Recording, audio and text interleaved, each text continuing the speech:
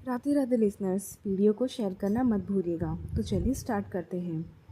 ज्योति संजय की एकमात्र चचेरी बहन। आमतौर पर गृहस्थ गृहों में भाइयों में एक भाई को खेत खलियान जर जमीन देखने के लिए अपने सपनों अपने ऐश्वर्य की तिलांजलि देनी ही पड़ती है। यह एक नाशुक्रा काम होता है जिसे गृहस्थ परिवार में एक भाई के सिर पर डाल ही दिया जाता है। वकील साहब के घर में यह जिम्मेदारी छोटे भाई सुजान सिंह के ऊपर आई। पढ़ने में थोड़े कमज़ोर सुजान सिंह ने यह जिम्मेदारी खुशी खुशी निभाई। ज्योति उन्हीं की बेटी थी जो गांव में ही रहकर पली बड़ी और गांव से ही अब शहर रोज़ आकर कॉलेज पढ़ाई करती है। सामान्य पितृसत्तात्मक परिवार में जन्म से ही स्त्रियों की स्थिति देखती बूझती ज्योति मेधावी है, मगर अपने ऊपर तीन तीन पिताओं की दृष्टि देखती आई है। पिता सुजान सिंह, बड़े पिता वकील साहब और बड़ा भाई संजय। गांव से इंटरमीडिएट की पढ़ाई के बाद ही माँ ने पिता को लड़का तलाशने के लिए कहना शुरू कर दिया था, मगर वह अपनी मेधा और संजय की जिद के कारण ही आगे बढ़ पा रही थी।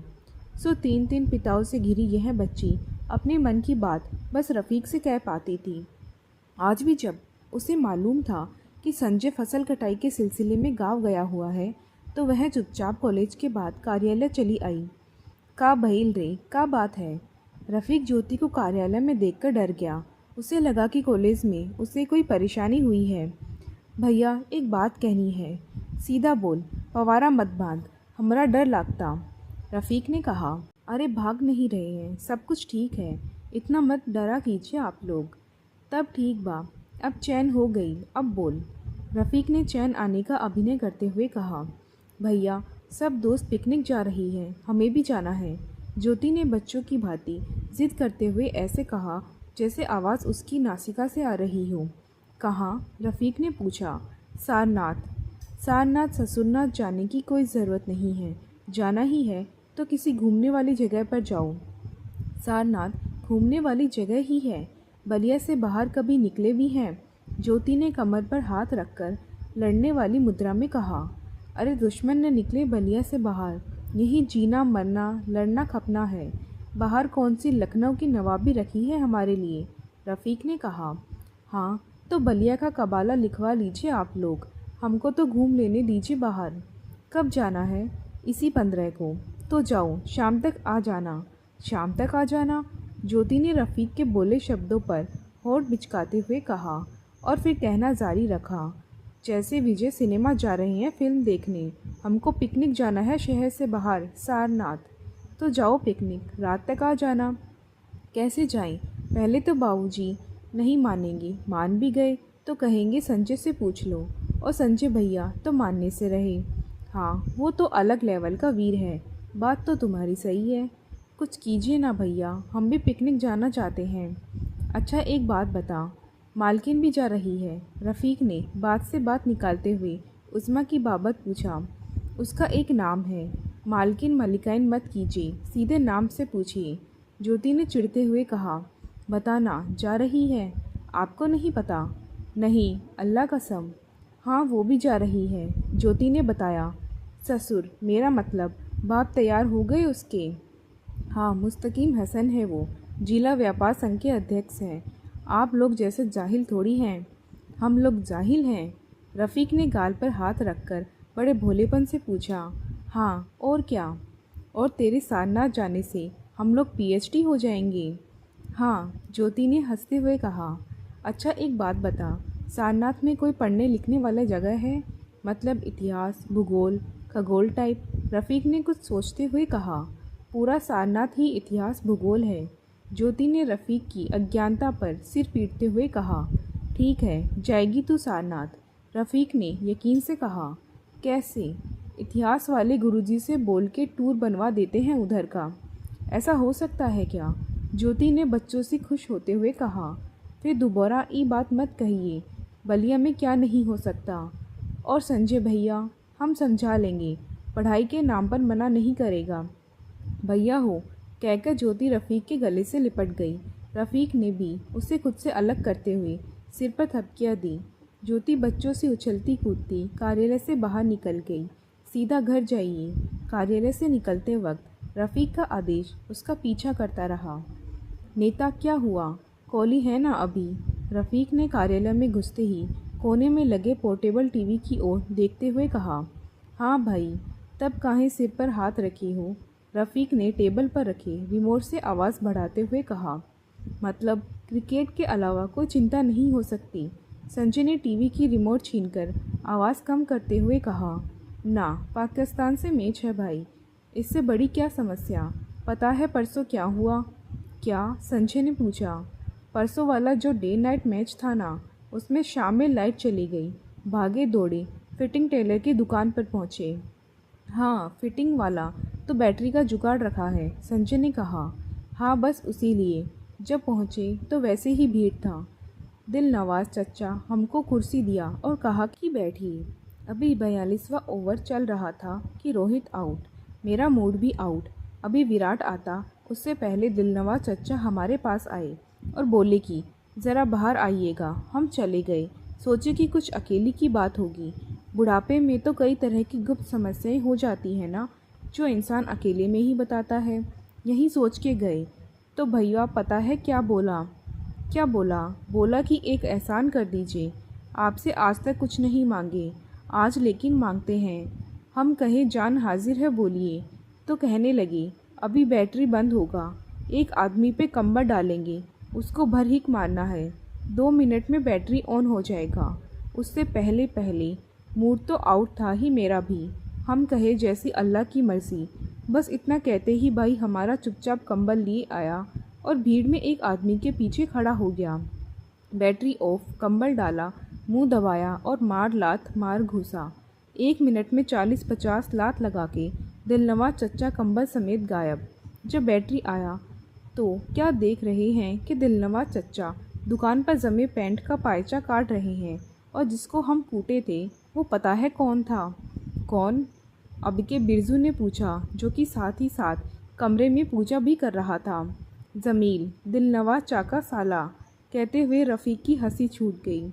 वे साले हंसाओ मत, हमको अभी टेंशन में होना चाहिए। हंसते हुए ही उसने देखा कि बिरजू पूजा की अगरबत्ती खोसने के साथ ही हंसते हुए लौट गया है। सही भाई, अल्लाह कसम, रफ़ीक ने हंस हंस कर लोटपोट हुए जा रहे बिरजू को देखते हुए कहा। लेकिन मारा क्यों? संजय ने हंसते और अटकते हुए पूछा। यही तो हम पूछे कि चचा इसको काहे सोट दिए, तो कहे कि मत पूछिए मियाँ, इस बज्जात को भीतर कपड़ा इस्त्री करने के काम पर लगाए थे। जब कमबख्त बाहर पानी लेने आता है तो एक ही बात पूछता है, शर्मा जी का लोंडा आउट हो गया ना, शर्मा जी का लोंडा आउट हो गया ना। और देखिए कहते कहते साला आउट करा ही दिया। 99 पर खेल रहा था, 5 मिनट ये हरामी का बेटा चुप हो जाता तो लड़का हमारा 100 कर लिया था। कहते कहते दिलनवाज चचा रुआसे हो गए। हम कहे कि जाने दीजिए चचा, ऐसा भी कहीं होता है? तो कहने लगे आप जानते नहीं हैं, ऐसे ही थोड़े न मारे हैं, महीनन का गुस्सा है हमारे बच्चे का, 7 सैकड़ा तो यही साला खा गया है। और देखिए रोहित शर्मा को शर्मा जी का लोंडा तो ऐसे कहता है जैसे बचपन में आंटी गोली खेला है उसके साथ। कहते हुए रफ़ीक गंभीर रहने की कोशिश करते हुए भी हंस पड़ा। साला एक से एक लोग हैं देश में।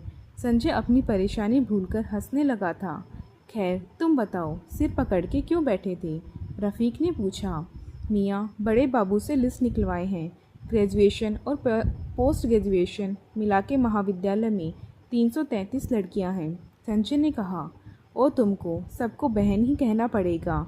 हाँ, मुंह लटकाने वाली बात तो है ही, रफ़ीक ने फ़ौरन कहा। भग साले, बात समझो, एक का भी वोट हमको नहीं मिलेगा। हमको क्या, किसी को नहीं? रफ़ीक ने पूछा। लड़कियां आती कहाँ हैं वोट डालने? संजय ने कहा। फिर वोट कैसे पड़ेगा? रफ़ीक ने पूछा। एक उपाय है भैया। अब तक चुप बैठे बिरजू ने अचानक ही कहा। क्या? संजय ने अनमने से ही पूछा। आप 333 ठो नैन पॉलिश बंटवा दीजिए उन सबको, और कुछ नहीं चाहिए। देखिए कैसे भक मार के बकाबक वोट गिरेगा आपको। बिरजू ने अपनी समझ के हिसाब से सुझाव दिया। अच्छा सुझाव है, फ्री में मत दिया करो, सेल लग जाएगा, संजय ने उसे घूरते हुए कहा, जिससे बिरजू चुप हो गया। एक मिनट, रफ़ीक के दिमाग में कुछ कौंधा। उसने फ़ौरन कहा, गलत नहीं कह रहा ये। क्या? यहीं के महाविद्यालय गेट पर खड़े होकर काजल, टिकली, नेल पॉलिश बांटे। संजय ने कहा, इसको दूसरी तरह से सोचो। हम लोगों ने आज तक लड़कों की समस्याएं देखी सुनी और उसी के मुताबिक काम किया। हमने लड़कियों की ओर ध्यान ही नहीं दिया, क्योंकि हम शुरू से ही मानते आए हैं कि वो वोट देंगी ही नहीं। अगर हम उनकी ओर ध्यान देंगे तो हो सकता है कि वो वोट दें, और इसी शर्त पर हम उन पर ध्यान दें कि वह वोट करें।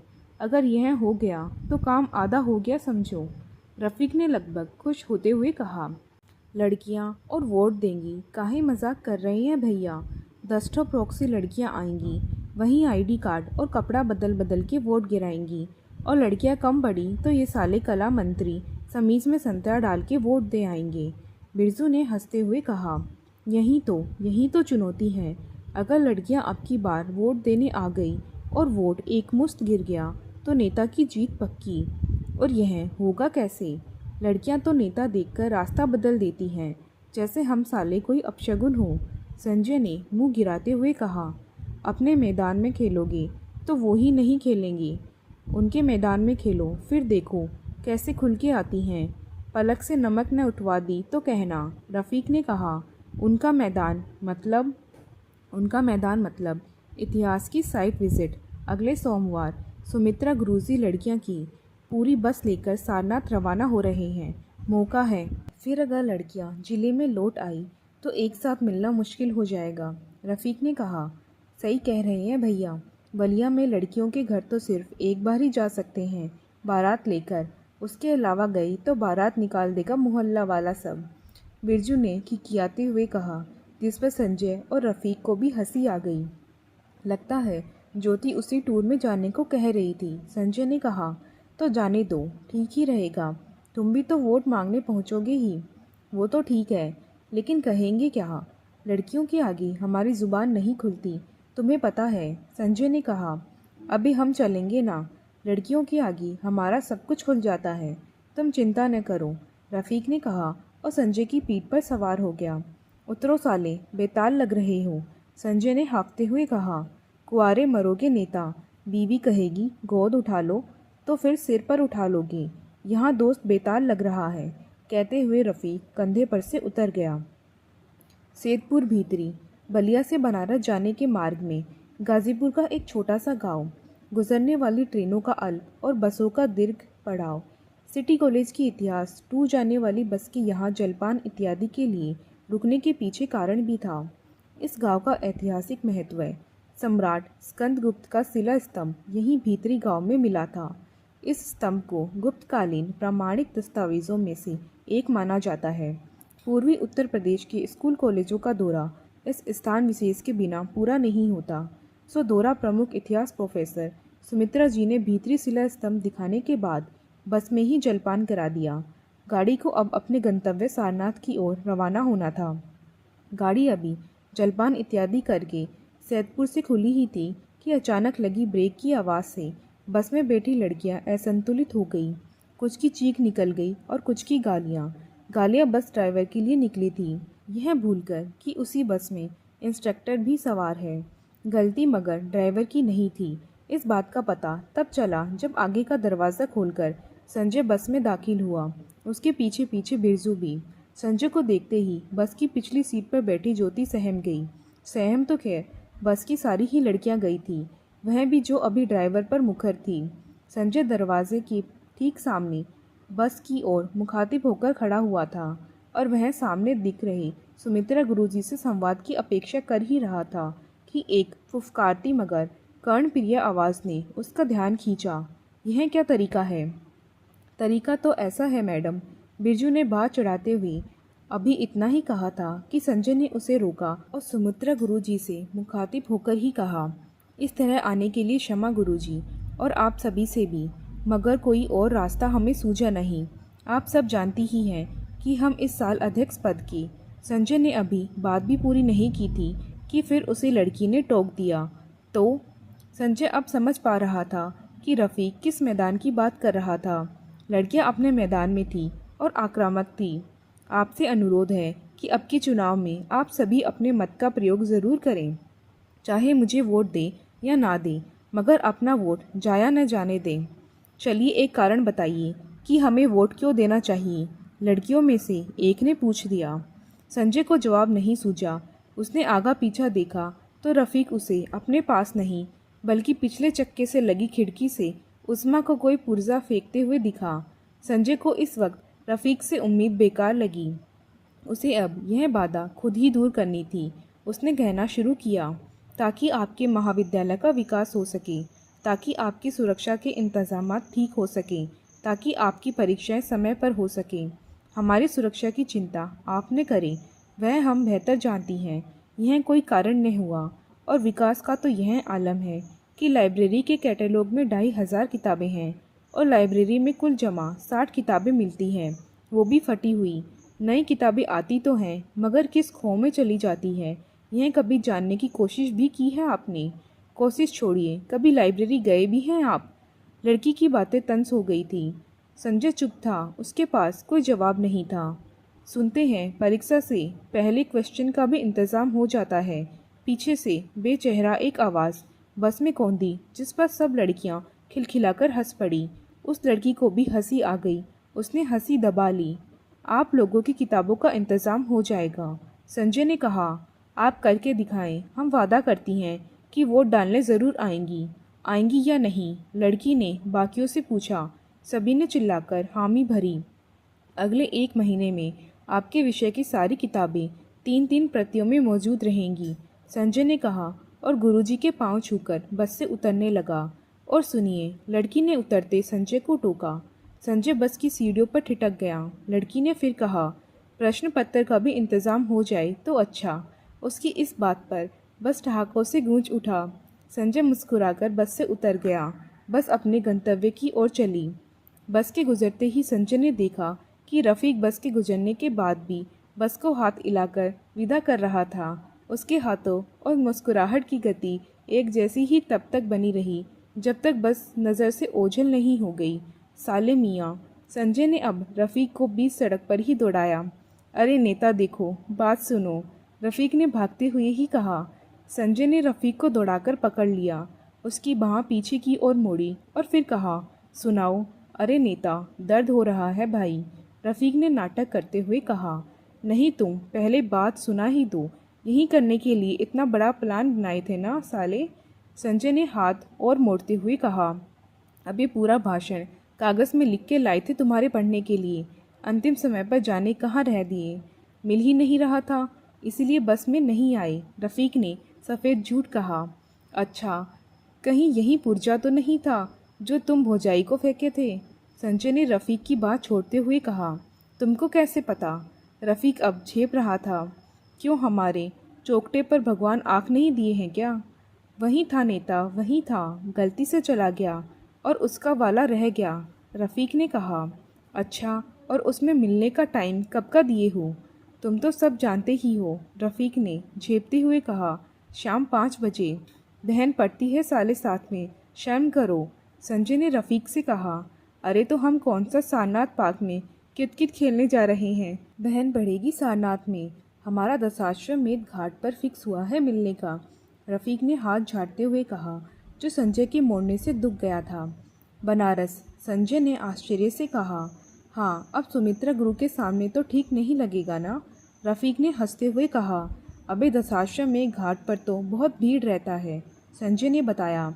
क्या बताए नेता, तन्हाई में शहनाई बजाने का मन तो मेरा भी बहुत था, लेकिन पता नहीं क्यों उसको हम पर अभी पूरा विश्वास आया नहीं है। सो भीड़ भाड़ भी ठीक ही है, रफ़ीक ने मन मसोसते हुए कहा। ऐश करो साले, हम और बिरजू निकल रहे हैं बलिया। तुम तो कल लौटोगे, संजय ने पूछा। परसों, रफ़ीक ने दांत निकालते हुए कहा। संभल के, किसी के घर की इज्जत है, किसी का भरोसा है। चल रे बिरजू, संजय ने मोटरसाइकिल पर बैठते हुए कहा। नेता, एक बात और है, रफ़ीक ने टोका। पैसा वैसा नहीं है मेरे पास, संजय ने खींचते हुए कहा। नहीं चाहिए, अब्बू के ट्रक का तेल बेच के निकले थे, पैसा मेरे पास बहुत है, तुम बस मोटरसाइकिल दे दो, रफ़ीक ने चेहरे पर बेचारगी लाते हुए कहा। और हम बलिया कैसे जाएं? संजय ने तैश में आकर पूछा। सैदपुर भीतरी स्टेशन से शाम 4 बजे पवन एक्सप्रेस मिलेगी, 1 घंटे में बलिया, रफ़ीक ने संजय के हाथ से मोटरसाइकिल की चाबी लगभग खींचते हुए कहा। वह फौरन गाड़ी पर बैठा और संजय को दोबारा सोचने का मौका दिए बगैर निकल गया। स्टेशन तक तो छोड़ दो साले, संजय ने गुस्से में गालियां निकाली। बुलेट जो बलिया से 3 लोगों को लेकर आई थी, अब 2 लोगों को छोड़कर आगे बढ़ गई। संजय और बिरजू पैदल ही स्टेशन की ओर बढ़ ही रहे थे कि बलिया के नंबर की ही एक तेज रफ्तार गाड़ी उन्हें पार करती हुई आगे निकल गई। गाड़ी देखते ही बिरजू ने संजय से कहा, भैया ये अनुपम नेता था ना? हो सकता है सोनभद्र का ही है ना, घर जा रहा होगा। संजय ने गाड़ी की गति देखते हुए कहा। घर क्या जाएगा, ऐसे चलाएगा तो मर जाएगा। बिरजू ने इस तरह कहा कि संजय मुस्कुराए बिना नहीं रह सका। दशाश्वमेध घाट बनारस के सभी घाटों में से एक महत्वपूर्ण घाट। शाम होते ही गंगा आरती देखने के लिए लोगों की भीड़ जमा हो ही जाती है। तब यह घाट और भी दर्शनीय लगता है। यूँ किसी भी वक्त यहाँ लोगों की कमी नहीं रहती। रफ़ीक भी तय वक्त से पहले ही घाट पर मौजूद था और बड़ी बेचैनी से उज़्मा का इंतज़ार कर रहा था। उसने उज़्मा को इसी बीच 2-1 फ़ोन भी लगाए, मगर उज़्मा ने फ़ोन काट दिया। इसी कारण रफ़ीक की बेचैनी और बढ़ गई थी। उज़्मा आई तो वह अकेली नहीं थी, दरअसल उसके साथ ज्योति भी थी। दोनों जब दुकानों की तंग गलियों से होते हुए दशाश्वमेध घाट की सीस पर पहुंची तो उन्हें तयशुदा जगह पर ही रफ़ीक दिख गया। ज्योति उज़्मा को वहीं छोड़कर चली गई। उज़्मा धीमे धीमे सीढ़ियाँ उतरते हुए रफ़ीक तक आई और पीछे आकर खड़ी हो गई। रफ़ीक ने उसे अपने ठीक पीछे खड़े देखा और एक और हट गया। वह उज़्मा को पहचान ही नहीं पाया। उसने उज़्मा को कभी इतने मेकअप और ऐसे परिधान में नहीं देखा था, सो उसे लगा कि यह शायद कोई दूसरी लड़की है।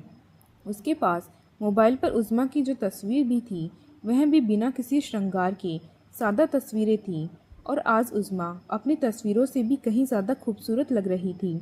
इसी कारण रफ़ीक ने उस पर से अपना ध्यान हटा लिया। उज़्मा को जैसे ही रफ़ीक की परेशानी समझ आई, वैसे ही उसके होठ पर एक मुस्कान तैर गई।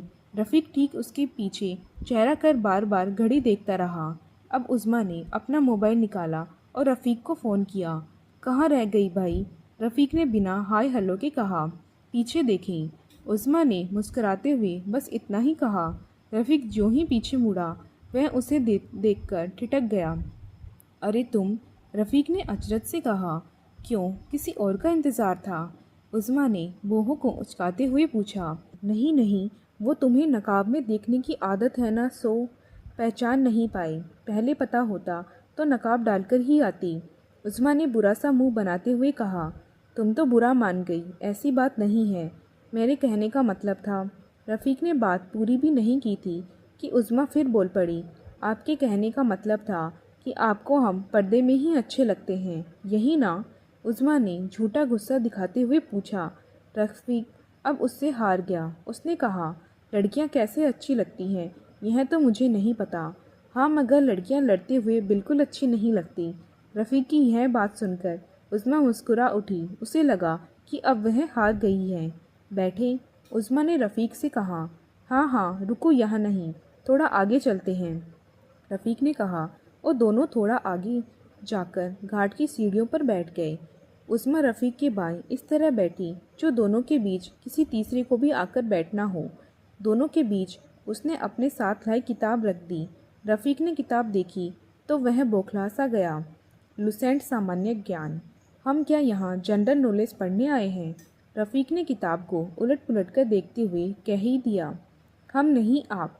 उज़्मा ने रफ़ीक की ओर देखते हुए कहा। मतलब? रफ़ीक ने फिर आश्चर्य से पूछा। मतलब क्या मतलब? मैं समझ गई, आप हमें लेकर ज़रा भी संजीदा नहीं हैं। उज़्मा ने चेहरा रफ़ीक पर से हटाकर गंगा नदी की ओर देखते हुए कहा। जान, मेरे तुम्हारे प्यार में सामान्य ज्ञान कहाँ से आ गया? रफ़ीक किताब बीच से हटाकर थोड़ा और नज़दीक सरक आया। आप करते क्या हैं? उज़्मा थोड़ा और खिसकती हुई बोली। क्या करता हूँ मतलब? प्यार करता हूँ तुमसे, रफ़ीक ने सीधा ही कहा। अच्छा, उसके अलावा? उज़्मा थोड़ा और खिसक गई। और क्या करना चाहिए? रफ़ीक ने पूछा। पढ़ना चाहिए। 2 महीने पहले आपने बताया था कि आपने बीएड का फॉर्म भरा है, उज़्मा ने पूछा। हाँ, वो अब्बू ने ज़बरदस्ती भरवा दिया था, वरना मुझे तो। आपको तो गाड़ी दौड़ानी है, लड़कों को पीटना है, नेतागिरी करनी है। यह बात तो हम बलिया में भी करते ही रहे हैं, क्या फिर वहीं बात करने इतनी दूर आई हो? रफ़ीक ने थोड़ा कुढ़ते हुए कहा। गुस्से और परेशानी के भाव उसके चेहरे पर उभर आए। उज़्मा थोड़ा सा नर्म हुई। उसने समझा कि वह बात ज़्यादा ही उलझा रही है। थोड़ी देर रफ़ीक एकटक गंगा की ओर देखते रहा। अब उज़्मा खिसक कर उसके पास आ गई। उसने रफ़ीक का हाथ अपने हाथ में लिया और पांचों उंगलियों के बीच अपनी उंगलियां फंसाकर बोली, देखिए, मैं अब खुद को आपसे अलग करके नहीं देख पाती, लेकिन आपको भी खुद को मुझसे अलग नहीं देखना चाहिए। ऐसा मैंने क्या किया है? रफ़ीक ने उसकी हाथों की चूड़ियाँ घुमाते हुए पूछा। मेरा फिर वही सवाल है, आप करते क्या हैं? चलिए एक बात और जोड़ देती हूँ। पढ़ाई ख़त्म होने पर आप किस बिना पर मुझसे निगाह की बात अब्बू के सामने रखेंगे? उस्मा ने वह कह दिया जो वो इतनी देर से नहीं कह पा रही थी। अरे यह बुज़ुर्गों के बीच की बात है, अब्बू बात कर लेंगे तुम्हारे यहाँ, रफ़ीक ने कहा। और मेरे अब्बू मान जाएंगे? उस्मा ने सवाल किया। मान जाना चाहिए, मेरे अब्बू का ट्रांसपोर्ट बिजनेस अच्छा ही चलता है, रफ़ीक ने कहा। यही बस, यही आपके अब्बू का ट्रांसपोर्ट बिजनेस, उनका खड़ा किया हुआ, आपका क्या? उस्मा ने कहा। मतलब अब्बू का बिजनेस मेरा बिजनेस नहीं है? रफ़ीक ने सवाल किया। नहीं, आपने अपनी कुव्वत से तो नहीं पाया। तो फिर मुझे क्या करना चाहिए? रफ़ीक ने हंसते हुए भोलेपन से पूछा। करना तो बहुत कुछ चाहिए, मगर फ़िलहाल आप बीएड पर ध्यान दें, आगे अल्लाह और रास्ते दिखाएगा।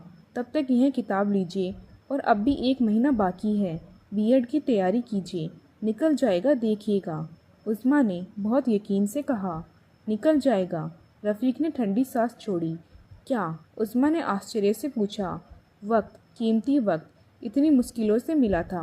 रफ़ीक ने गंगा में चल रही नावों को देखते हुए कहा। धत, हम आपके ही हैं, वक्त भी सब आपका ही है, उस्मा ने रफ़ीक के कंधे पर सिर टिकाते हुए कहा। रफ़ीक उसकी जुल्फ़ों में उंगलियां फिराने लगा। उस्मा की आंखें बंद होने लगी। रफ़ीक का मन इतनी नसीहतें सुनकर उचट गया था। आज पहली दफ़ा उसने जाना था कि उसके अब्बू का कारोबार उसका नहीं है, और उसे यह बात उस्मा के समझाने के बाद गलत भी नहीं लगी थी। बस उसने इस तरह से कभी नहीं सोचा था। वह उस्मा की जुल्फ़ों में उंगलियां फिराता रहा, एकटक गंगा नदी को देखता रहा। अचानक वह कुछ देखकर चौंका। उसने फ़ौरन ही उस्मा से पूछा, जान, वो उधर देखो, दूर उस नाव में बैठी लड़की ज्योति जैसी नहीं लग रही क्या? आप दूसरी लड़कियों को क्यों देख रहे हैं? उस्मा ने आँख बंद किए हुए ही कहा। अरे मजाक नहीं, तुम देखो तो सही, रफ़ीक ने कहा। मैं क्या देखूं? उसे मैं गेस्ट हाउस में छोड़कर आई हूँ। अच्छा, मुझे लगा वही है, रफ़ीक ने लंबी सांस छोड़ते हुए कहा। कमाल के लोग हैं, माशूका बगल में बैठी है, फिर भी लोगों को बहन की चिंता लगी है। उस्मा आंखें बंद किए हुए ही बोली। रफ़ीक बहरहाल उसकी बातों पर हंसकर उसकी जुल्फ़ों में उंगलियां फिराता रहा। गंगा आरती शुरू हो गई। देर तक दोनों यूं ही भीड़ से अछूते बैठे रहे। प्यार सीढ़ियां चढ़ता रहा, जारी है।